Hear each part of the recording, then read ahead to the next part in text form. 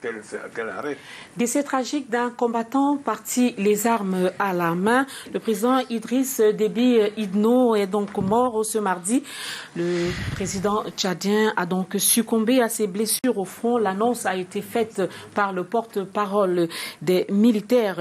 Et puis une autre combattante qui a quitté la scène ce matin aux premières heures de la matinée, c'est Germaine Ahidjo, ex-première dame du Cameroun. Elle décède à Dakar au Sénégal de suite de maladie. Et puis le temps des adieux à un autre combattant, cardinal Christian Toumi, a donc décédé le 13 avril 2021, a donc reçu les obsèques officielles ce jour à Douala, à la cathédrale Saint-Pierre et Paul, devant le représentant personnel du chef de l'État, le Premier ministre.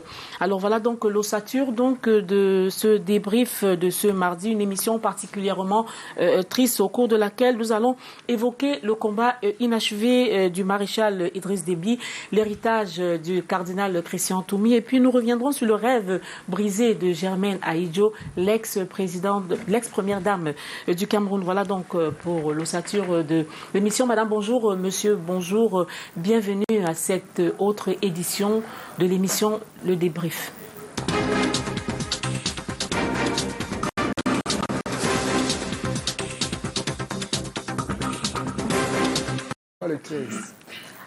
Invité pour faire le débrief de l'actualité ce mardi, j'ai donc le professeur Amougou Mbarga Alphonse. Merci d'avoir accepté notre invitation. Vous êtes professeur en sciences politiques à l'université de Douala. Tout à fait, merci de m'avoir invité. Et puis Banda Kani, qui est le président du MNP, c'est un panafricaniste. Merci d'être au rendez-vous ce mardi. C'est toujours un honneur de partager vos plateaux. Je salue mon co-panéliste, professeur Amougou, en attendant que vous présentez notre aîné qui est avec nous ce soir.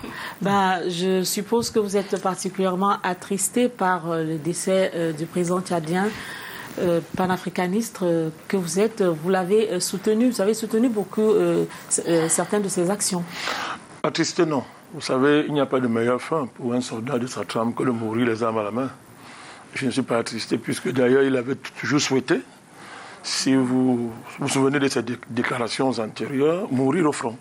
Il est mort au front glorieusement. Nous ne sommes pas attristés. On a pris acte d'une situation qui se présente dans ce pays-là où, après sa mort, il y a un conseil de transition militaire qui a pris le pouvoir et qui, pour l'instant, est dirigé par son fils. En attendant plus de clarification, on estime que si le père est mort et que le fils règne, on a envie de dire vive le père. Alani Rabebindi, lorsqu'on a annoncé le décès de Germaine Ahidjo, vous l'aviez rencontré, la première personne à qui j'ai pensé, c'était naturellement vous, parce que vous l'aviez rencontré plusieurs fois. Vous avez eu ce privilège-là. Bonsoir Cathy, bonsoir au président Bandakani, bonsoir au président Amougou. Merci de me donner l'occasion de me retrouver avec ces deux éminentes personnes. Oui, Cathy, quand j'ai appris la mort, vous savez que c'est vous qui m'avez appelé d'abord. Et tout de suite, j'ai appelé Madame Awa Bokoum, qui était dame de compagnie de Madame Ahidjo, qui est la nièce du président Ahidjo. Son père, Barema Bokoum, était ministre des Affaires étrangères du Mali, député de Mopti. Ils avaient même grand-père, le président Ahidjo et lui. Donc c'est elle qui m'a d'ailleurs mis en contact avec Madame Ahidjo, qui faisait tout pour quand j'allais la voir. Elle m'a dit, attends, je te rappelle, parce que je suis au téléphone avec Babette. Alors, elle m'a raconté d'hier, il y a eu la tension qui a baissé, on y a mis une puce et tout. Elle me dit, j'étais constamment un peu au téléphone avec Babette Ahidjo. Et on nous a donné l'espoir, elle devait sortir de l'hôpital ce matin. Mais hier, dans l'après-midi, la tension a encore baissé. J'ai été attristé parce que j'ai compris que cette dame n'a pas aidé le Cameroun à se réconcilier avec son histoire. Et ça m'a fait très mal parce que je n'étais pas mandaté par un gouvernement quelconque, mais j'avais pris une initiative d'aller la voir 3 fois et négocier. Et c'est après l'avoir vu, la première fois que j'en ai parlé aux autorités camerounaises, notamment Bargangele, Belinga et Boutou, bon, ils m'ont encouragé, j'ai continué. Mais bon, qu'est-ce que vous voulez?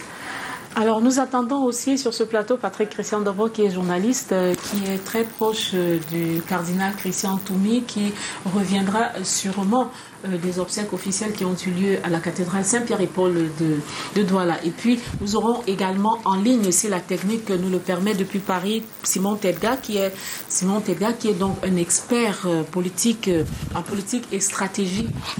Il nous expliquera certaines situations tout à l'heure par rapport au décès tragique du président Idriss Déby Itno. Mais tout de suite, nous commençons par le dernier voyage du cardinal Christian Toumi qui a eu lieu ce jour. Une cérémonie, si vous l'aviez suivi, Bandakani, qui était digne du personnage.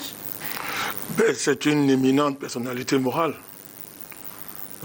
Même si on n'est pas de sa chapelle, on est obligé de reconnaître que, de par sa stature, il était quand même cardinal. C'était un prince, un grand dignitaire de l'Église catholique romaine. À ce titre-là, en tant que personnalité morale, figure éminente du paysage religieux de notre pays, je crois que l'État camerounais lui a donné les honneurs qu'il mérite. Qu'il mérite. Donc, je pense qu'il n'y a pas de polémique à faire à ce propos. Il aura marqué le paysage politico-religieux de son pays. Je ne partageais pas beaucoup ses positions, c'est connu. J'ai eu à distinguer le prélat du politique. Quand il prenait des positions politiques, je n'étais jamais pas d'accord avec lui. Mais le prélat qui maîtrisait la dogmatique catholique, à ce niveau-là, je ne suis pas qualifié pour juger, n'est-ce pas, de l'héritage qu'il aura laissé. Voilà. Donc, à ce titre-là, je crois qu'il y a un héritage extrêmement controversé. Il avait ses partisans. Je dis bien sur le plan politique, parce qu'il s'est plus illustré pour tous les Camerounais sur le plan politique. C'est-à-dire qu'à plusieurs fois, il a demandé le départ du président. C'est son droit le plus absolu. Mais au regard de ce qu'il représentait, ça a prêté beaucoup à confusion. Il a eu des positions, de mon point de vue, inadmissibles sur ce qu'on appelait crise anglophone. Je l'avais dit en son temps. Mais quand on a dit tout ça, c'était un personnage sympathique et que le Dieu auquel il a cru, qu'il a servi toute sa vie, lui soit reconnaissant. Alors, professeur Amogoumbarga, cardinal Christian Toumi a marqué son temps. Je voudrais vous demander, qu'est-ce que vous retenez du personnage? Je voudrais d'emblée dire que je ne serais pas d'accord avec M. Bandakani. Pour être un fils de l'Église catholique, j'ai bien côtoyé le cardinal. Je pense qu'il y a eu une confusion sur qui est le cardinal. Et cette confusion a fait que on confond la mission d'un pasteur avec une mission politique. C'est seulement ce qui a entraîné cette confusion. Un pasteur de l'Église est éminemment politique. Parce que quand on prend une position sur le plan de la société, ça devient une position politique. Parfois, on confond souvent les deux. Lorsqu'on s'occupe des pauvres, on pose un regard sur la corruption, lorsqu'on pose un regard sur la gouvernance, parce qu'on est pasteur, on a éminemment des positions politiques. Et l'Église ne sépare pas ces deux choses-là. Mais ce n'est pas lui qui créait la confusion dans ses rôles? Non, je crois qu'il n'a pas créé de confusion. Pour avoir côtoyé le cardinal, je dis il n'a pas créé la confusion. Il se trouve qu'il y a deux mouvements. Il faut bien comprendre la position du cardinal. Il y a ceux qui s'habitaient derrière lui pour assouvir leur propre vision politique. Et il y a ceux qui allaient le voir pour essayer de porter avec lui leur charge politique à eux. Au début, je vais vous dire une chose, par exemple. Au début, certaines personnes allaient voir le cardinal parce qu'ils savaient que c'est le cardinal. Ils pouvaient avoir accès à certains ministres, à certains hauts dignitaires de la République. Ils allaient souvent le voir parce que, pensaient-ils, à travers eux, ils pouvaient avoir des positions de pouvoir. Ça n'a pas marché. Il y a d'autres, et c'est peut-être pour ça que M. Manakani est dans cette confusion-là, qui étaient dans l'opposition et qui pensaient qu'ils pouvaient se cacher derrière le cardinal parce qu'eux-mêmes sont des incapables politiques pour assouvir donc maintenant leur propre passion politique. Ce qui faisait que les interventions du cardinal sur la scène sociale étaient récupérées comme étant des interventions politiques. C'est ça la confusion qui est née. Moi, j'ai eu l'occasion de le rencontrer à plusieurs reprises.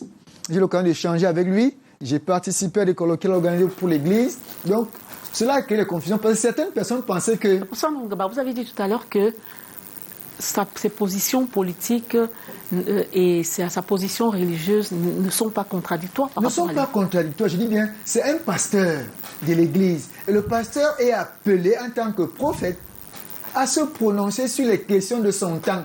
L'erreur justement des autres pasteurs, de beaucoup. Quand je dis pasteur ici, je vois à la fois les princes de l'Église catholique, les pasteurs de l'Église évangélique, les imams et autres. Beaucoup ne prennent pas position sur les questions de leur temps. On a bien vu, et peut-être pour cela que certains pensent qu'à la fin, si vous suivez l'actualité aujourd'hui, certains pensent qu'à la fin de sa vie, il se serait réconcilié avec le régime parce qu'il a pris part au grand dialogue. Ce qui lui a maintenant attiré la foudre de ceux qui, au départ, allaient se cacher derrière lui. Parce qu'il y a des gens qui sont, il faut le dire, c'est pour ça que je comprends la position de M. Banakani, qui sont dans l'opposition, qui allaient se cacher derrière le cardinal. C'est-à-dire pour eux, le cardinal était un rempart. Les positions du cardinal devenaient leur position, comme si c'est le cardinal qui parlait à leur place. Donc ça finit par créer une confusion entre le pasteur et ce qu'on a qualifié entre guillemets d'homme politique. Le pasteur n'a jamais été un homme politique. Le cardinal n'a jamais été. C'était un pasteur qui devait poser des questions. Tout à l'heure, je vous demandais ce que c'est qu'effectivement un homme politique. Un ami Rabi Bindi, vous voulez intervenir sur le sujet? Vous savez, chaque fois qu'on est dans des émissions, chacun dit je l'ai côtoyé plusieurs fois. Moi, j'ai rappelé au cardinal Toumi que j'étais enfant de chœur à la cathédrale Saint-Pierre-et-Paul en 1953. Lui, il est ordonné prêtre en 1966, quand les Anglais l'amènent du Nigeria. Je lui ai rappelé ça dans une lettre. Je ne veux pas aller trop loin. Quand un pasteur dit, dans un pays comme le Cameroun, il divise les brebis en deux en disant, il y a des travailleurs d'un côté qui sont seulement ceux de tel, et les autres, c'est tous les consommateurs. Ce n'est pas une position normale. La deuxième chose, j'ai dit ceci au cardinal Toumi dans la lettre que je lui ai adressée et que je suis allé le voir. Je lui ai donc dit que l'Église m'appartenait avant lui. Parce qu'il a été ordonné prêtre en 66, j'espère que vous le savez. Tout à fait. Les Anglais l'ont amené du Nigeria à cette époque. Il a eu ce qu'on appelle vocation tardive. Parce que dans l'Église catholique, on est prêtre à 40 ans déjà. Ça s'appelle vocation tardive. Bon. Mais je veux dire ceci. Il ne faut pas qu'on triche. L'Église catholique, c'est-à-dire le prélat et tout, comme vous dites, ils ont le droit de défendre les ouailles, mais ils n'ont pas le droit d'être partisans. Quand ils deviennent partisans, la confusion, c'est eux-mêmes qui l'installent. Parce que quand le cardinal Toumi va voir Paul Biya, qui le reçoit, il a dit que Biya l'a reçu au moins 13 fois. Je crois que vous qui le côtoyez, vous le savez. Et après, il dit, Biya ne me reçoit plus. Mais il ne dit pas pourquoi. Quand un cardinal, un homme, Biya qui est très croyant, pour lui, le cardinal, c'était son chef à leur église. Et quand le cardinal sort de chez Paul Biya et qu'il va faire une interview au messager, où il met à nu tout ce qu'ils ont dit avec une position partisane, vous ne pouvez pas dire que c'est seulement ça, qu'il défend les peuples. Parce que s'il défendait, il n'aurait pas sorti qu'au Cameroun, il y a un camp, les travailleurs, et dans l'autre camp, les consommateurs. Professeur Amougou, un homme d'église, un prélat qui est de surcroît un berger et qui a des positions qui divisent ses ouailles. Non, je pense pas. Il y a confusion. Je veux d'abord faire une précision. Vous ne pensez pas? Est-ce que ça s'est passé ou pas? Je ne suis pas le défenseur du cardinal, mais je vais faire une précision. Première précision, je ne pense pas que le cardinal ait eu une vocation tardive. Le cardinal est né en 1930. Il a devenu prêtre à 36 ans. Oui. Pour moi, je ne pense pas que c'est une vocation tardive. Quand on connaît l'âge avec lequel on entre au séminaire... S'il vous plaît, vous savez comment le cardinal, quand il est parti du Nigeria, il avait quelle position? Non, je crois que... Moi, je ne pense pas. Et non, puis, vous savez ça, c'est la première chose. La deuxième chose, vous qui êtes enfant de cœur, vous le savez très bien, monsieur Rabindi, que la vocation tardive n'enlève rien à la vocation de pasteur. On peut se décider à tout le monde, comme ceux qui se disent au mariage et autres, pour revenir à ce qu'on appelle l'engagement politique du cardinal. Il faut aussi restituer. Et vous avez raison de rappeler qu'il était au Nigeria. Le cardinal est anglophone au départ. Ne faisons pas comme si... Nous tous ici, c'est anglophone. Vous connaissez l'histoire du Cameroun mieux que moi, M. Rabi Bindi. Le cardinal est anglophone. Sauf que, de tout son ministère épiscopal, Il n'a jamais travaillé en zone anglophone. Il est ordonné prêtre évêque à Yagua. Il a été prêtre. Non, il arrive au Cameroun. Je dis bien épiscopal. Je dis bien ministère épiscopal. Oui. Je dis bien le ministère épiscopal. Je ne dis pas le ministère pastoral. Je ne parle pas du ministère presbytéral. Je parle de son ministère épiscopal. Je ne parle pas de son ministère presbytéral. Donc il est bien évêque et il n'a servi que dans la zone francophone. Et lorsque vous suivez bien son histoire, vous comprenez que c'est quelqu'un qui avait très vite compris que le Cameroun était un.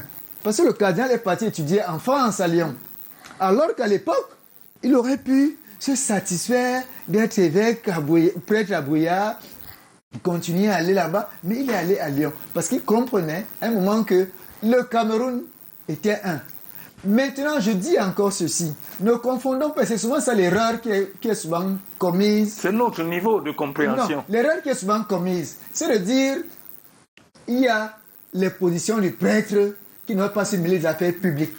Je vous rappelle que, et vous connaissez cette histoire mieux que moi, M. Rabier Bindi, l'histoire du train de la mort. On n'a pas dit de ne pas se mêler des affaires publiques. L'histoire du train de la mort, par exemple, il a le droit d'avoir une position politique. Vous savez qu'il a mis dehors, non? C'est un archevêque de Yaoundé à l'époque, mon chien Zanzoua. Ça, l'histoire, vous la connaissez mieux que moi. Donc, est-ce qu'on va donner... Il faut bien quand un pasteur prend une position sociale, oui. C'est une position de pasteur. Ne confondons pas cela. Je dis que le problème qui s'est installé, c'est que certaines personnes, j'ai donné raison quelque part à M. Madakani, parce que certaines personnes dans l'opposition, incapables d'assumer leur position d'opposant, allaient se cacher derrière le cardinal. Et lui, il faisait le travail à leur place. Les gens pensaient qu'il doit faire le travail à leur place. Il faisait, c'est pas qu'il pensait. Les gens pensaient qu'il doit faire le travail à leur place. Il faisait le travail à leur place. Et d'autres, je dis même, il y a d'autres qui allaient le voir parce qu'ils pensaient qu'à travers eux, ils pouvaient avoir des positions de pouvoir. Et comme justement, ils rencontraient le chef de l'État, ils rencontraient tel ou tel ministre, beaucoup aussi allaient le voir pensant qu'à travers lui, ils auraient des positions de pouvoir. Tout cela a créé la confusion que cela a créé. Cela a créé la confusion que cela a créé. Donc il ne faudrait pas, il faut restituer les choses. Nous avons affaire à un pasteur. Il y a peut-être une confusion, mais ça a existé. Vous avez dit que les politiciens allaient trouver... Je voudrais passer la parole à Banda Kani pour qu'il nous dise un mot sur ce sujet, l'engagement du prélat qui suscite quelques confusions. Non, je crois que le professeur Amougou a bien fait de parler de confusion, mais il s'est trompé sur celui qui a animé la confusion. Ce n'est pas nous. Ce n'est pas nous qui sommes dans la confusion. C'est lui qui a mené la confusion. Il y a d'abord une confusion fondamentale qui est structurelle même à l'Église catholique. C'est une organisation religieuse ou bien c'est une organisation politique. Vous savez que le pape, il est président, en même temps chef de l'Église catholique. Absolument. Donc, du coup, on a de la peine à distinguer entre le pape et le chef de l'État du Vatican, qui défend des intérêts politiques, parce qu'il est chef d'État. Et donc, la confusion est d'abord fondamentale à ce niveau, le statut même du catholicisme, qui est la seule structure religieuse dans le monde qui confond. Confusion, je prends vos mots, le pouvoir temporel et le pouvoir spirituel, de cette manière-là, religieux, de cette manière-là. Alors, quand vous êtes président de l'Église catholique, deuxième niveau de confusion, vous défendez votre pays de naissance ou bien l'Église catholique, qui a même un État. Parce qu'imaginez-vous le cardinal, c'est-à-dire que, imaginez-vous qu'il y a un conflit entre le Cameroun et le Vatican, il va choisir quelqu'un. Le Vatican. Non, non, c'est vous qui avez parlé. Non, l'Église catholique, ce n'est pas l'État du Vatican. Professeur. Il faut qu'on fasse aussi la différence entre les deux. L'Église catholique, ce n'est pas l'État du Vatican. Non, vous êtes un homme sérieux, je vous connais. Vous ne pouvez pas distinguer les deux. Le pape, c'est le chef de l'État du Vatican. Tout à fait. J'arrive. Alors, il est invité, non. Les deux vont. On ne peut pas séparer les deux. Il est invité dans les instances, souvent comme chef d'État du Vatican, en même temps comme chef de l'Église. Et on a de la peine à distinguer. Deuxièmement, deux niveaux de confusion. Je vous l'ai indiqué.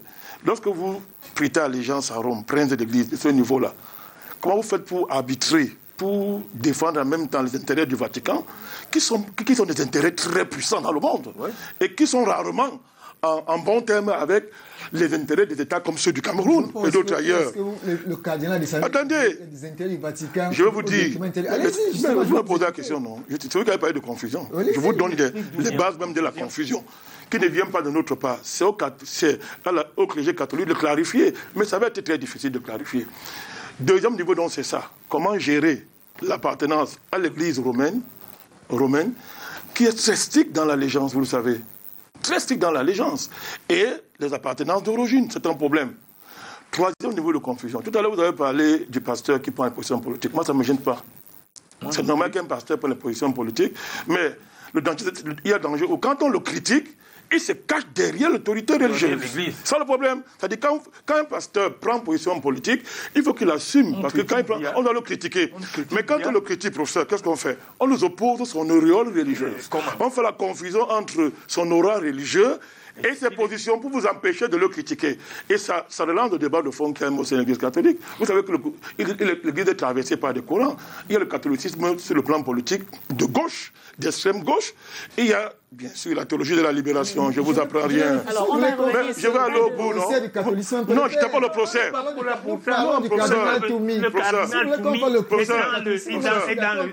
Et dans le fil droit du logique. Je souhaiterais d'ailleurs, d'abord, vous allez terminer. Professeur Amogo Marga, s'il vous plaît, je voudrais souhaiter la bienvenue à Patrick Christian Devaux. Merci, Catherine. Merci d'avoir honoré votre présence à ce rendez-vous. Toutes mes excuses, parce que, étant encore dans le processus de cet hommage, quelques soucis à rallier rapidement le studio. Donc, toutes mes excuses aux téléspectateurs. Alors, nous parlons là donc de l'engagement et du combat du prélat cardinal Christian Toumi. Allez-y, achevez votre propos. Je vous connais en plus. Vous êtes un universitaire.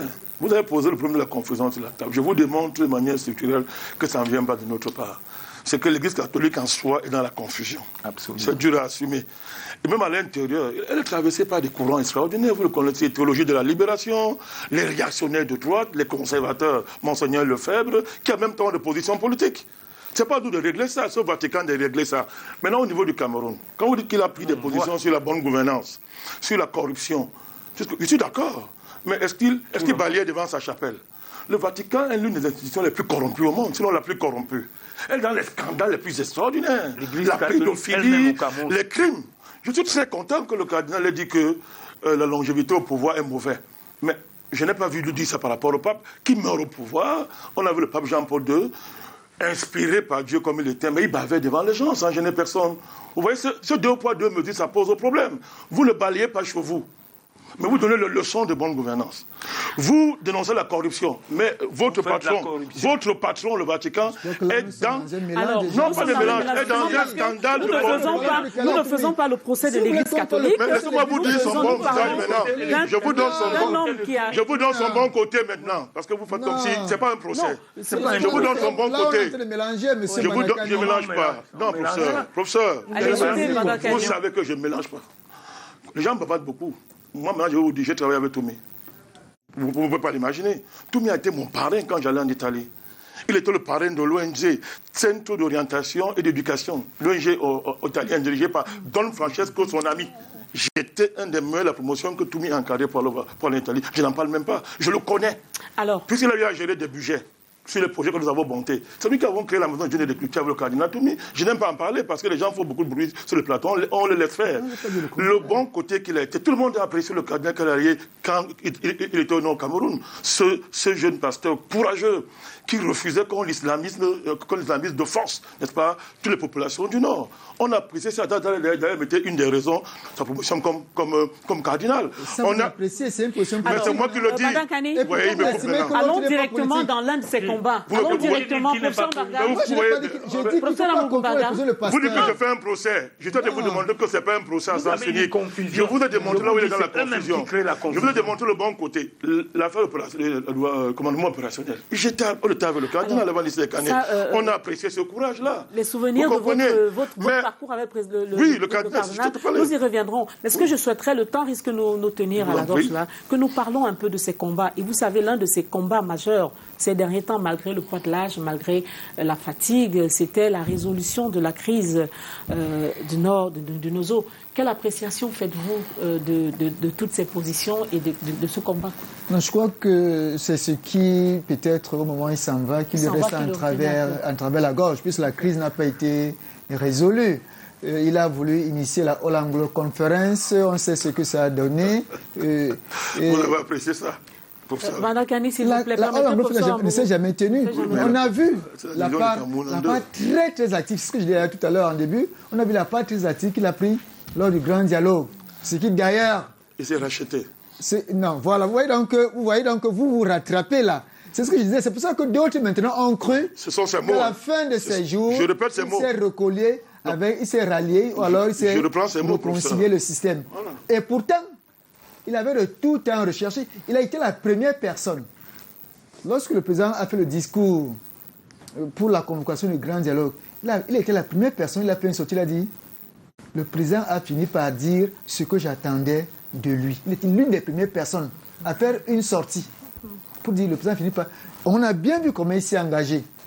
Mais je pense qu'il s'en va et c'est ce qui lui reste en travers de la gorge. Donc le mérite que nous autres qui restons, c'est de continuer à poursuivre, à puiser dans les dernières énergies qu'il a données dans cette crise. À un moment, il a même commencé à faire des tournées dans cette région-là. Il a été enlevé, comme tout le monde le sait. Et pour cela, je crois que nous devons... Alors, permettez qu'il finisse. Il a été enlevé. Moi, je ne suis pas un partisan des ambazoniens, M. Mbanga, comme vous le savez. Il a été enlevé. Alors, si le cardinal Christian Toumi n'a pas échappé aux affres donc, de cette crise, c'est sûrement à cause de ses positions. Patrick Christian Dovo, il a été quelquefois indexé par le gouvernement. Vous l'aviez dit, quelque peu invectivé aussi par les activistes. Finalement, c'était un homme incompris. Incompris, je peux dire en partie. Mais avant de répondre à votre question, je voudrais simplement, j'ai écouté beaucoup les autres, et surtout Banakani. Le cardinal Toumi est un prince de l'Église, un pasteur, un théologien, et donc, ce qu'il prenait comme position sur les questions de société, c'était surtout en fonction de l'enseignement social de l'Église. Donc, ce n'était pas l'homme Toumi qui prenait des positions, mais c'était surtout l'enseignement social de l'Église qu'il mettait en avant. Maintenant, oui, l'enseignement social de l'Église à laquelle il est attaché. C'est encore plus clair. Et maintenant, je voudrais aussi dire à mon ami Bandakani que les questions de l'Église ou alors les contingences que l'Église peut avoir avec le pouvoir ne relèvent pas simplement du Vatican. Vous savez comment les sociétés occidentales qui ont apporté l'Église dans nos terroirs étaient bâties. C'était l'Église qui avait les brênes du pouvoir avant un certain nombre de révolutions. Donc c'est consubstantiellement lié même à la marche et à la jeunesse de l'Église. Maintenant, pour revenir... C'est ce que j'ai dit à professeur. Non, mais sauf que dans le bémol, vous sembliez dire que de ce fait, le cardinal Toumi avait un certain nombre de positionnements qui allaient à l'encontre du Cameroun. Je peux le démontrer. Absolument. C'est un large débat qui peut s'ouvrir. Je peux le démontrer. Parce que je peux dire que c'est un homme qui est resté sur ses convictions. Pas à l'encontre du Cameroun, à l'encontre du gouvernement. Un homme qui est resté sur ses convictions.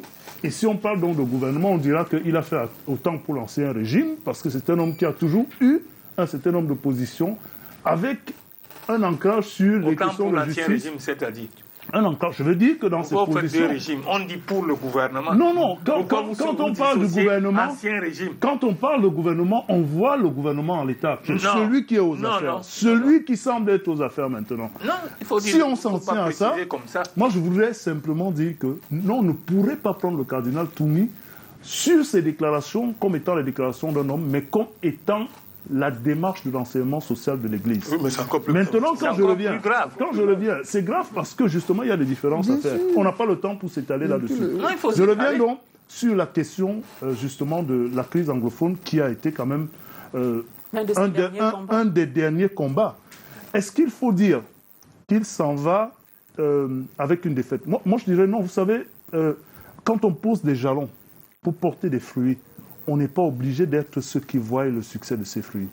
Peu importe le fait que la All Anglophone Conference n'ait pas eu lieu, il est clair que dans cette initiative, on peut la débarbouiller d'un certain nombre d'éléments qui peuvent aussi tendre vers les extrémistes ou bien les divisions culturelles du pays.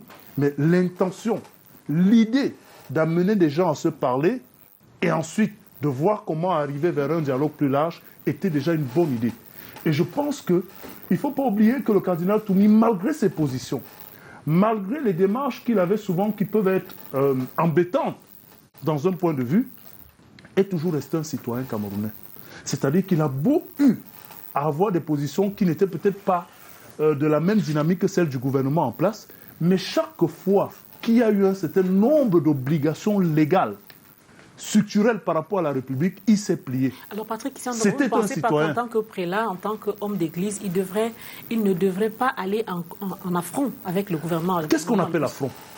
Demandez à un Ça pasteur veut dire que l'homme de qui Dieu a a une mission un pasteur précise. qui a la mission pastorale, d'éducation, d'enseignement, et donc de toucher les questions sociales, de ne pas parler de la société, c'est lui enlever une partie de sa C'est mission. pas de ça qu'il s'agit. Les questions de pas la de ça société qu'il sont... s'agit. Non, pas de ça il qu'il faut qu'on s'agit. se le dise. C'est pas de ça qu'il s'agit. Non, Non, mais écoutez, moi je vous ai laissé parler, je n'ai intervenu, je vous ai Oui, écouté allez-y. religieusement. Non, c'est un peu- Oui, je suis Bernard d'accord. Kani, Les permettez à questions de Christian Dobo société, d'aller C'est un jusqu'au bout de sa débatteur, on le pensée. lance un peu. les questions de société sont, débatteur. malheureusement, il faut l'accepter, intrinsèquement liées aux décisions politiques, à la vie politique. Absolument. Qu'est-ce qu'on appelle politique Absolument. si ce n'est pas s'occuper de la société? Tout à fait. Qu'est-ce qu'on appelle politique si ce n'est pas demander aux jeunes de regarder ce qui se passe dans leur environnement? Je peux répondre un peu. Maintenant, Je peux les te lancer. positions partisanes peuvent Voilà. faire l'objet d'un débat. Les positions Mais partisanes, c'est ça? moi, je pense que dans les positions du cardinal Christian Toumi, il y avait une orientation vers un peu plus de justice. Il n'y a pas de perfection dans la gestion des hommes, nous sommes d'accord. Mais il est de son devoir en tant que pasteur de plaider pour la justice, de plaider pour les démunis, et parfois même avec un ton dur. Plaider pour la justice veut dire que séparer les Camerounais en deux, les Professeur consommateurs Amourou, oui. et les travailleurs. Non, Est-ce que, non, c'est pas de ça qu'il on va s'agit. y C'est de ça, il a dit ça. Comment c'est pas de ça qu'il s'agit? Professeur Amourou-Baga, Il a fait ça. est-ce que vous pensez que C'est de ça qu'il s'agit. le combat inachevé du cardinal Christian Toumi, qui Vous êtes un rêvait de lecteur de voir l'effort. la résolution de la C'est crise de ça antitrust, qu'il s'agit. après sa mort, vous pensez qu'il y aurait quelqu'un qui pourrait porter ce combat comme il l'a fait? Je réponds à votre question en répondant à ce que vient de dire Christian Dobo. À savoir que un pasteur ne doit pas se départir des problèmes de son temps. Je suis d'accord avec vous. Nous sommes À d'accord. partir de ce Ah, moment-là, d'accord. D'accord. peut-être qu'un autre pasteur, qu'il soit prince de l'église catholique, qu'il soit pasteur des églises protestantes ou bien imam, peut se ressaisir, peut reprendre ce combat là où le cardinal Toumi l'a laissé. Parce qu'avant le Il cardinal y en a Toumi, même qui le font. et avant même le cardinal n'était pas Toumi, le Il y a eu Mais des peut-être dogmes. pas au même degré. Il y a eu un dogme, avant le c'était cardinal le dogme a Toumi. pris les armes. moi je ne C'était parle plus pas. que ça.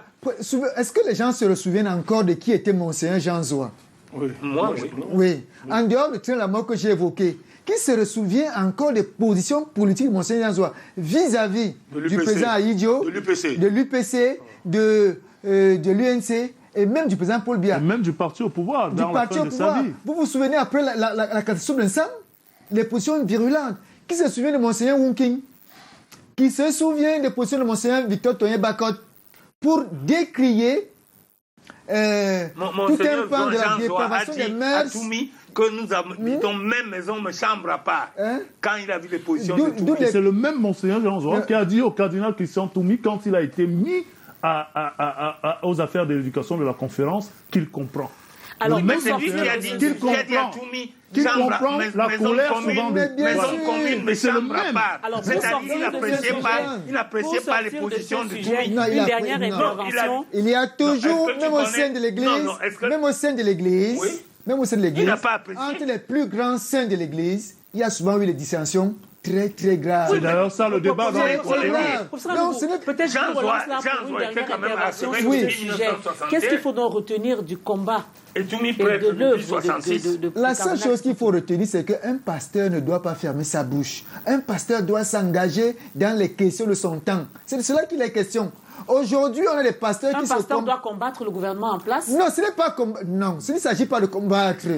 Il Un s'agit... pasteur doit décider du choix de qui gouverne. Un pasteur ne à- décide pas du choix de qui gouverne. Dans Ils ont une société décidé. comme la On nôtre, On les a vu règles de au Congo les gens gouvernance, dire que les c'est pas règles de c'est pas gouvernance sont Tshisekedi qui a connues. gagné, Monsieur, c'est monsieur Martin Bindi, Falilou. monsieur Bindi, Dans permettez qu'il aille jusqu'au bout de sa pensée. une On a société vu comme les la nôtre, les règles de gouvernance et de dévolution du pouvoir sont connues.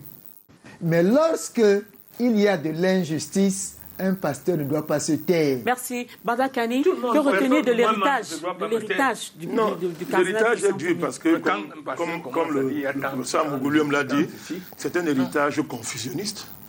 Hors de la pénalité. Oui, quelque chose à Je n'ai retenir. pas dit que parce c'était été confusionniste, M. Banakani. Je peux continuer à parler. C'est pas ce que j'ai dit. Non, Ne j'ai dites pas pas que dit comme que- je l'ai Il dit. y a en permanence C'est pas ce la que j'ai dit. confusion. Je voulais dire suis ceci, d'accord. je peux laisser tout à l'heure. On va sortir de Je veux ce expliquer, sujet, je veux s'il dire vous que son héritage est difficile à assumer parce qu'il est confusionniste. et de manière fondamentale à tous les niveaux.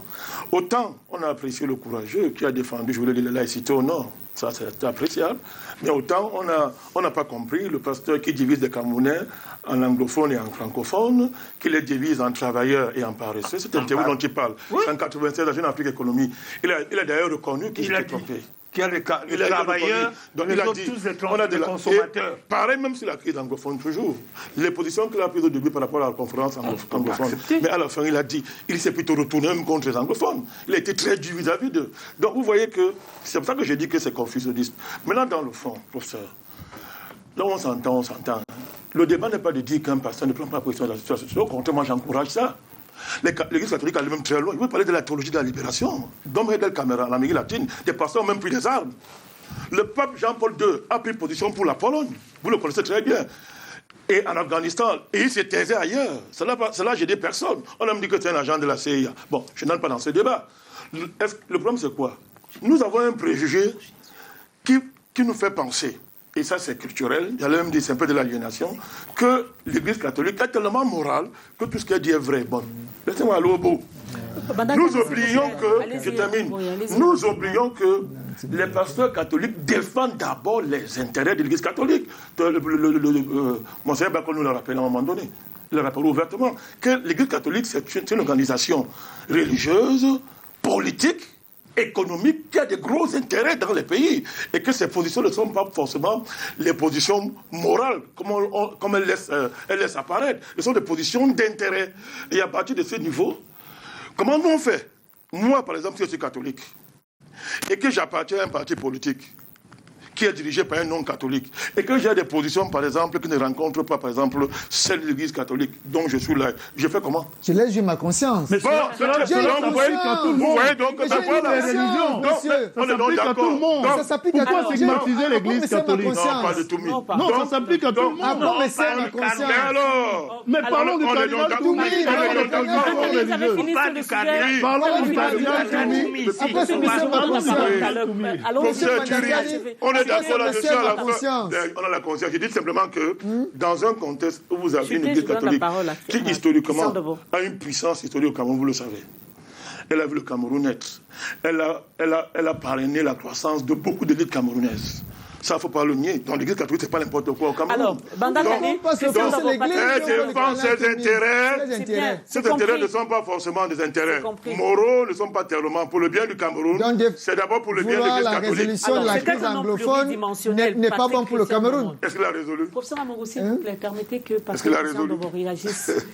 Cardinal Christian Toumi, je vous dis, est un homme pluridimensionnel. Aujourd'hui, s'il faut retenir quelque chose de son héritage, qu'est-ce que vous évoquerez? Un homme qui savait assumer ses positions, contrairement à ce que j'ai entendu mon ami Bamakani évoquer. Il n'avait du tout pas de problème avec la critique. Alors quel est le combat qu'il a engagé, que vous pensez que les autres prélats ou bien d'autres... Le combat de la dignité humaine, simplement. Et c'est même ça l'objet de son enseignement. La dignité humaine. Et la dignité humaine, le développement intégral de la personne, c'était son combat. Et ça n'a pas de religion, c'est universel. C'est pour ça que ça transcende les clivages. La dignité humaine, le développement intégral de la personne, cela a été dans tous les combats du cardinal Christian Toumi. Personne n'a dit qu'il était un saint. D'ailleurs, ce n'est pas à nous de décider s'il est un saint.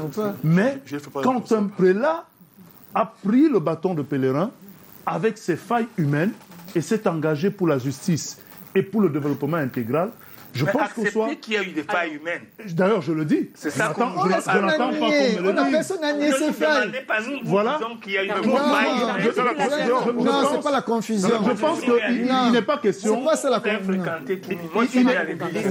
Il n'est pas question d'idéaliser l'homme Toumi. Parce que s'il n'était pas homme, il serait un devin.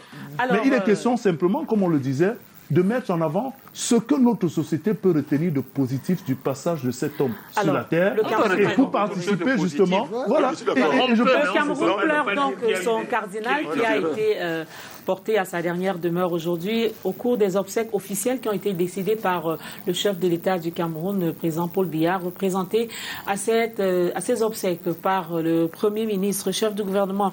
Le Cameroun pleure dans son prélat, mais l'Afrique pleure un combattant, un défenseur de la souveraineté économique de l'Afrique, Idriss Déby Itno, est donc décédé en fin de matinée. Selon le communiqué officiel, il a succombé aux blessures reçues au front. Le maréchal a donc quitté le champ de bataille, les armes à la main, après 31 ans de pouvoir. Une situation très épouvantable pour un président qui venait de briguer une magistrature suprême pour un 6e mandat. On en parle tout de suite avec vous. Mais au préalable, je souhaiterais qu'on accueille en direct de Paris Simon Tedga, qui est un expert en géopolitique et en questions de stratégie.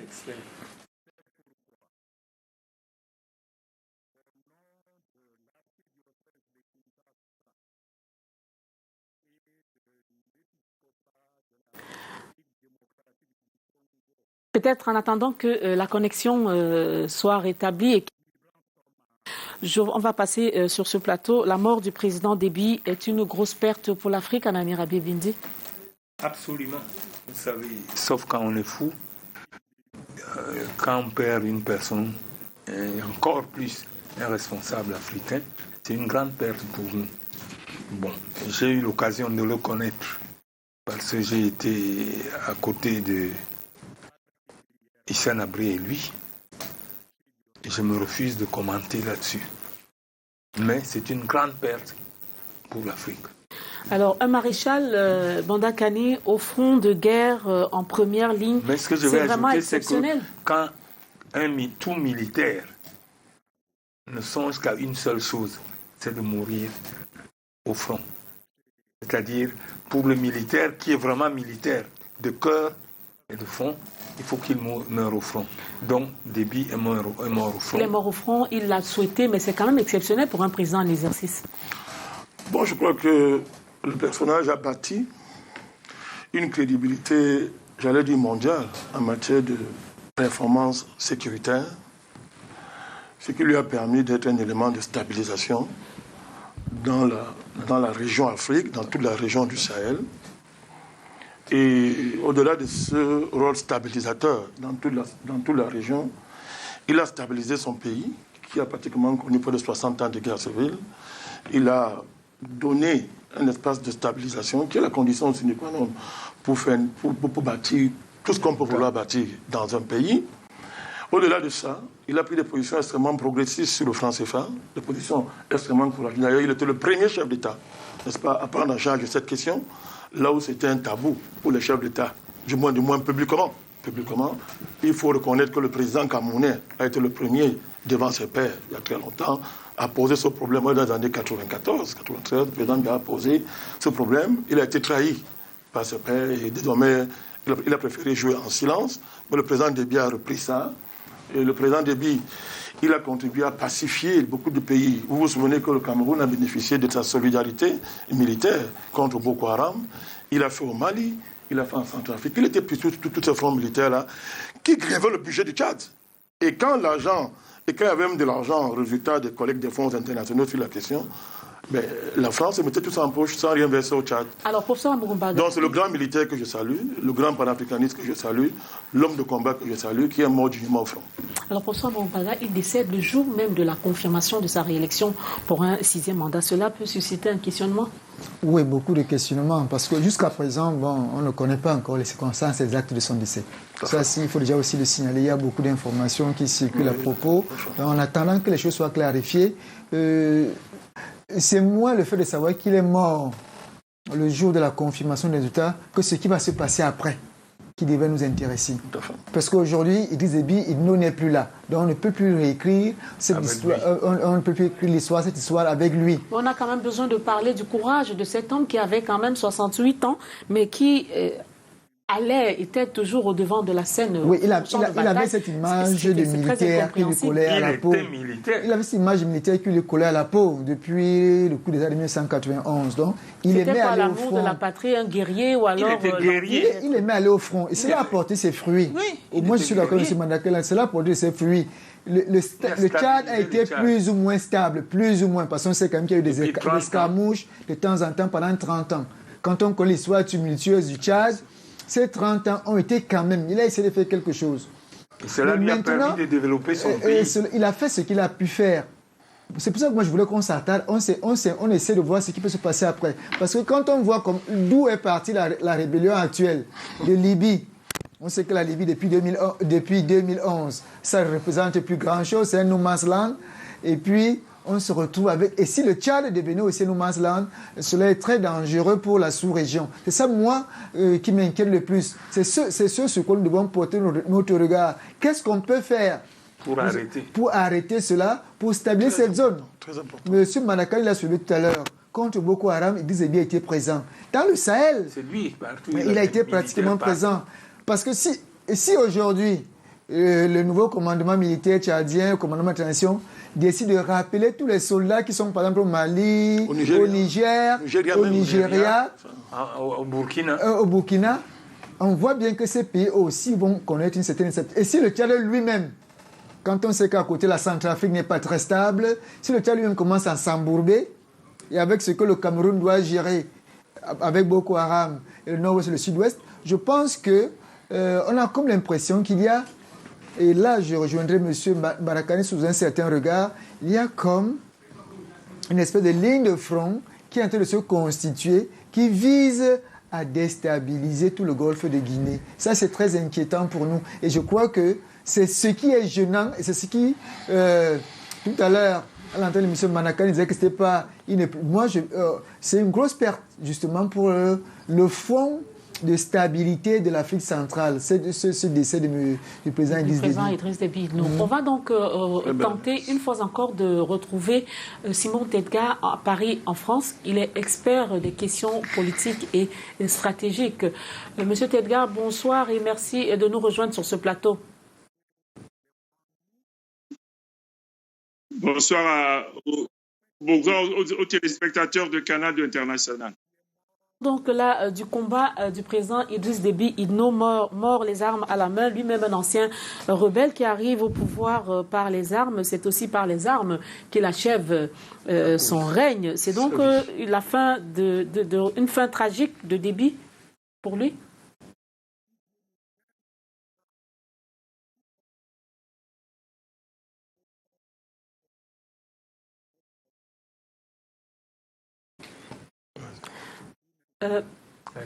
Monsieur Tedgar, vous nous entendez? Oui, je vous entends.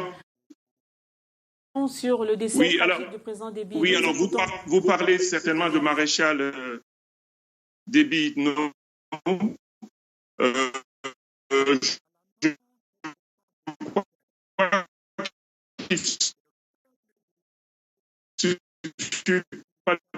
Parler des armes, c'était un homme politique, hein, c'était le président politique.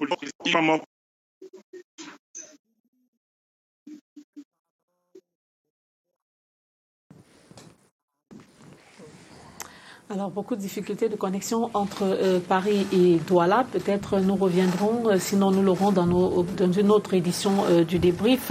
Déby Itno qui s'en va là. C'était un guerrier, vous étiez en train de le dire, c'est la fin de son règne, c'est une nouvelle ère qui va s'ouvrir dans les tout prochains jours avec son fils. C'est quand même curieux. Le problème, c'est qu'on ne connaît pas pratiquement toutes les figures que l'on nous présente actuellement et quel est leur rôle pour la stabilité du Tchad. C'est d'abord ça qui est important. C'est-à-dire que quelles sont les figures actuelles? Bon, le fils, on voit bien qu'il est général de corps d'armée à 37 ans.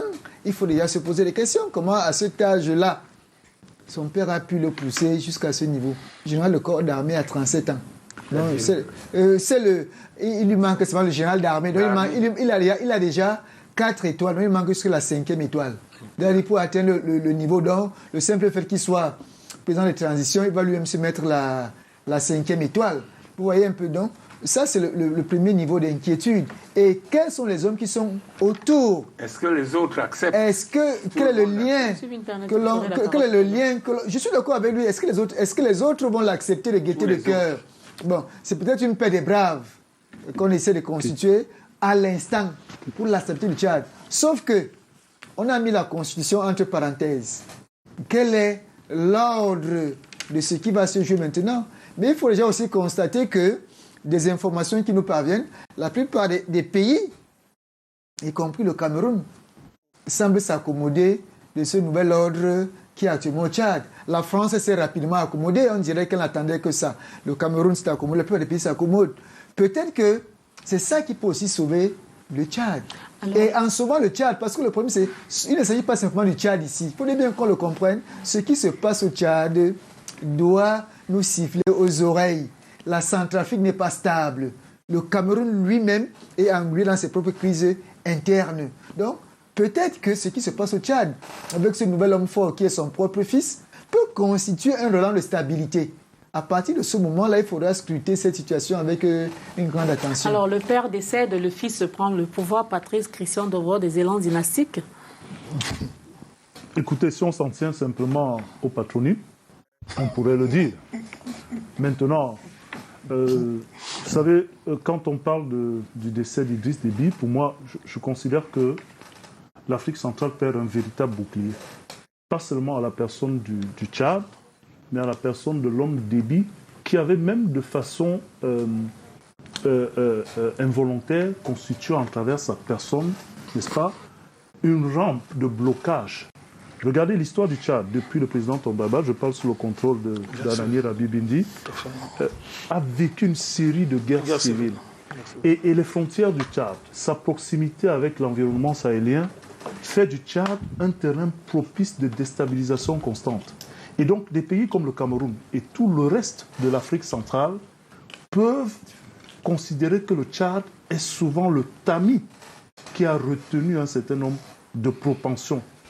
Maintenant, on est en train de supputer, parce que comme le disait le professeur, il y a tellement d'informations, de vérité et de contre-vérité, qu'on a même l'impression qu'un scénario à la congolaise, RDC, avec le fils Kabila et le père Kabila, serait en train de se reproduire. Peut-être pas de la main du fils, mais dans une certaine disposition qui laisse difficilement penser que le maréchal Idriss Déby se serait quand même livré aussi facilement, n'est-ce pas, sous le feu de ces rebelles-là.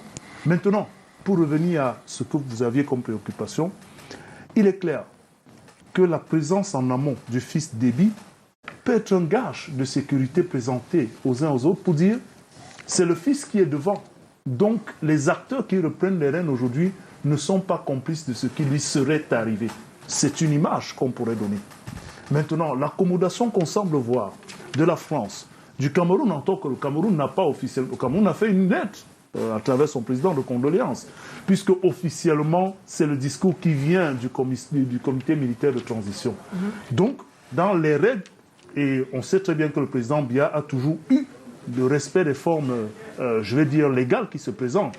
Mais le problème aujourd'hui, en considérant que le Tchad est un rempart, est celui de savoir si les positions de Déby, à la fois sur les questions financières, à la fois sa propension à aller donner un coup de main dans des déstabilisations qui semblaient être programmées dans d'autres pays, n'étaient finalement pas devenues une épine dans la conquête hégémonique de l'Afrique. Est-ce que le fait que ce soit le fils qui succède au père, est-ce que cela garantit une stabilité pour le pays? Je crois qu'il faut évacuer ça. Ndobola, c'est bien analysé avec ça. Vous le pensez? Son élégance journalistique. Professeur Mogo a jeté les bases. L'aîné a jeté les bases aussi. Je crois qu'on est tous d'accord que si on veut comprendre les enjeux du Tchad, il faut sortir d'une lecture tchado-tchadienne. Il faut sortir de là. Donc à ce niveau, rapidement, le prétexte dynastique est un argument facile qui court les rues dans les analyses occidentales, les analyses influencées par les petits penseurs du Quai d'Orsay, puis des petits penseurs du Quai d'Orsay et leurs relais locaux. Voilà. Vous ne pouvez pas dire qu'il y a un pouvoir dynastique au Tchad, puisque le Tchad est un pays occupé jusqu'aujourd'hui. C'est un territoire occupé. Mais attendez, je vous dis, moi je ne fais pas langue de bois. Il y a un État dans l'État au Tchad qu'on appelle Barkhane. C'est ça, vous savez que le président Déby était interdit d'accéder à Barkhane. Aucun militaire tchadien ne peut entrer dans Barkhane. C'est un État dans l'État. Personne ne sait ce qu'on fait là-bas. Absolument. Personne. Il ne paye aucune redevance en termes de gentlemania, c'est-à-dire d'élégance entre l'État. Vous prenez un pays comme Djibouti. En termes seulement de royalties qui sont versées par les bases militaires. Mais ce pays récolte plein d'argent. Mais ça fait son budget. Clair et net, plus de la moitié de son budget. Au Djibouti. Barkhane, c'est quelque chose qu'on ne peut pas accepter dans un État normal. Le président Déby a hérité de ça. Tout à l'heure, il a mis le pied dans le plat. a hérité comment? De cette situation. Mais Les bases. Les bases militaires. Il a hérité de ça. Les bases. Les Oui, bases militaires. Pas Barkhane. Non, Barkhane. c'est devenu Barkhane, mais c'est la même chose. Oui, On a seulement changé de nom. C'est là depuis Fort Lamine avant, tu sais, avec Félix Eboué et tout ça. C'est une vieille histoire. La France a toujours estimé que le Tchad doit être son marchepied militaire. C'est-à-dire un pied à terre militaire dans sa conquête de l'Afrique. Et il doit le faire. Le voie des il est là. Tout le monde sait que ces derniers temps, la relation de Déby et la France était très mauvaise. La très mauvaise relation. D'ailleurs, il a été convoqué, Manu Mitali en France, je crois, en décembre, comme un enfant. Et il est rentré de cette rencontre, je peux vous le dire, nous avons des informations à ce niveau, ça n'allait pas. Absolument. Parce que la France voulait l'amener à porter le projet français de reconquête de l'Afrique centrale, de recolonisation de l'Afrique centrale. Absolument. Le président Déby a refusé. C'est ça le problème. Vous êtes en train de... Oui, c'est ça le problème. Il a refusé. Oui, il a refusé. On peut aller même plus loin. Il faut aller plus loin. N'oubliez pas que le Cameroun est dans un rapport, est dans une alliance militaire avec le Tchad. Les forces multinationales mixtes. Avec le Cameroun, avec le Tchad, c'est les deux noyaux. Ça permet de stabiliser le Nigeria. Le président était d'ailleurs à la tête des défenseurs de la situation, de l'autonomie financière africaine. Oui, avant même ça, c'est-à-dire même la paix au Nigeria, parce que quand vous parle, quand vous voulez pacifier le Nigeria, mais vous avez des intérêts colossaux qui vont c'est-à-dire vous en vouloir. Parce que tout le monde sait que le problème du Nigeria, c'est un problème américain, le contrôle du pétrole nigérian, on a corrompu pratiquement toutes les élites au Nigeria, pratiquement, des chefs d'armée sont corrompus, le Nigeria n'a pratiquement pas d'armée, j'en oublie de le dire, c'est Déby et le Cameroun qui font la guerre au Nigeria, il faut le dire, ça ne plaît pas beaucoup. Au Mali, au Sahel, il était en désaccord avec la France. Il a dit que si on donne seulement les 1 centime du budget qu'on donne aux forces onusiennes, on donnait ça à l'armée tchadienne, il réglait la question du Sahel. Il avait dit ouvertement. L'autre désaccord, c'est ce qui s'est passé en Libye, pour ça beaucoup l'a dit. Le président Déby n'a jamais été d'accord avec ce qui s'est passé en Libye. Il a dit, faites le service après-vente. Parce que les gens que vous avez armés là, vous avez amenés en Libye, nous savons que c'est pour les reconduire ici. Et c'est ce qui est en train de se passer, cette rébellion dont on parle. C'est des gens qui étaient en Libye. C'est quelle rébellion? Paradoxalement, au moment où en Libye on annonce... Mais c'est ça que je voulais entrer là. Vous avez des troupes et des colonnes qui se forment au vu et au su de tout le monde. Mais la vérité est claire. Je veux dire, il faut parler de ça. Le Qatar, qui est un sous-traitant de la France, il y a un arrangement entre Haftar et Sarraj. Actuellement, tout le monde le sait. Mais tous les gens qu'ils avaient recrutés, ils ne sont plus utiles. Mais Haftar a dit clairement à beaucoup entre guillemets, de djihadistes, entre guillemets, que vous ne servez plus à rien. Allez vous débrouiller. En tout ils cas, ont ramassé. Les circonstances. Mais regardez les armes qu'ils ont. Regardez les armes qu'ils ont, ces gens-là. Mais regardez les armes qu'ils ont. Il ne faut pas le cacher. Il ne faut pas le cacher. Le président Déby a refusé de servir de cheval de Troie au projet français. Parce que M. Macron veut à tout prix être réélu. Il a des comptes que ses patrons lui demandent. Il avait un agenda sur lequel il avait été élu. Attali l'a dit clairement. Cet agenda n'est pas rempli. Il le veut. Il y a un agenda d'ici le mois de juin jusqu'au mois de septembre. M. Macron a dit clairement qu'il va choisir désormais les futurs présidents africains, de manière claire à la Jeune Afrique. Absolument. Il va créer sa société civile. Il a déjà créé avec la Chine Mbembe. C'est établi. Et comme par hasard, c'est un Camerounais qu'on choisit. Non, ne riez pas. Et comme par hasard, c'est un Camerounais qu'on choisit. C'est pas le fait du hasard. Allez voir la démarche. On a choisi quelqu'un. Déby était un rempart contre ça. Maintenant, il a dit un truc très important. Quand on est en train de stabiliser la Libye et que les Français sont coincés en Centrafrique, ils sont coincés en Libye, mais qui ne voit pas que sur le plan géopolitique et géomilitaire, il faut un hommage lente. Alors, il nous où on peut continuer à faire du n'importe quoi. Justement, vous reviendrez peut-être sur ce plateau parce que nous aurons une grande émission pour parler de la vie et l'œuvre du président Idriss Déby. Mais pour le moment, nous allons conclure avec celle donc le rêve a été brisé, celui de voir les restes du corps de son époux retourner au Cameroun. Rêve brisé donc par la mort qu'il a fauché ce matin à Dakar au Sénégal. Germaine Ahidjo, l'ex-première dame du Cameroun, s'en est allée sans voir la réalisation du combat pour lequel elle s'était engagée depuis le décès de son époux en 1989. 32 ans après, elle a donc rejoint son défunt président dans son repos éternel.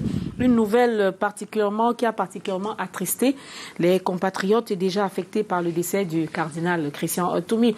Nous avons donc une pensée pour elle ce soir, pour celle qui a été la première dame du Cameroun pendant 22 ans. Pendant qu'Annie, je vous redonne la parole. Je donne d'abord la parole à M. Anani Rabi Bindi, même si elle vivait loin de la terre de ses ancêtres. Germaine Ahidjo sa vie est restée. Les Camerounais s'intéressaient particulièrement à son quotidien. Vous savez, les Camerounais... Et sa mort... Les Camerounais ont quelque chose de très intéressant. C'est que c'est celui qui crie beaucoup qui a raison. Donc, Madame Ahidjo, que je suis allé voir plusieurs fois, vous le savez, tenter de la convaincre de changer de position. Se comporter, malheureusement, comme la Corse dont elle était. Vous savez, Madame Ahidjo m'a dit un jour, je suis né entre deux fauteuils. Mon père est Corse et ma mère est Peul de Mokolo, les plus durs des Peuls. C'est elle qui m'a dit ça.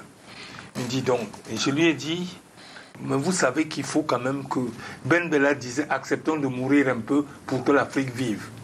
Elle n'a pas compris. Alors, Rabi disait, puisque le temps nous tient à la gorge, le combat de Madame Ahidjo était de revoir le reste de son corps, le reste du corps de son mari enterré au Cameroun. C'est un combat qu'elle a. Le combat n'était pas de voir son mari enterré au Cameroun. C'est différent. Le combat était de voir son mari revenir comme président de la... C'est différent. Or, l'article 73 du Code pénal Code pénal dit ceci. Quand vous êtes condamné, déchu de vos droits, comme on dit, vous êtes gracié, mais vous ne retrouvez pas les droits. C'est-à-dire, on raye même votre nom sur la liste des porteurs des décorations. On considère que vous ne l'avez plus. Et ça, Mme Ahidjo n'a pas voulu accepter, et bien, ne pouvait pas refaire Elle a toujours voulu que le régime de Yaoundé organise les obsèques officielles. C'est ce que je viens de vous dire.